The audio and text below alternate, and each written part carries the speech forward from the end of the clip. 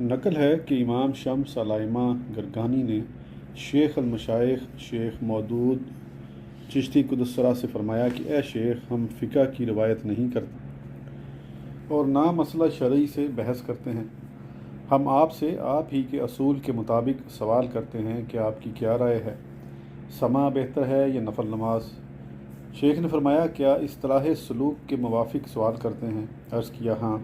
شیخ نے فرمایا کہ آپ علماء دین سے ہیں، خوب اچھی طرح جانتے ہیں کہ اگر کوئی شخص دوگانہ نماز خلوص قلب سے ان شرائط و ارکان کے ساتھ ادا کرے جو وارد ہیں تو صرف قبولیت کی امید ہوتی ہے، وہ چاہے تو قبول فرمائے اور چاہے تو رد فرما دے۔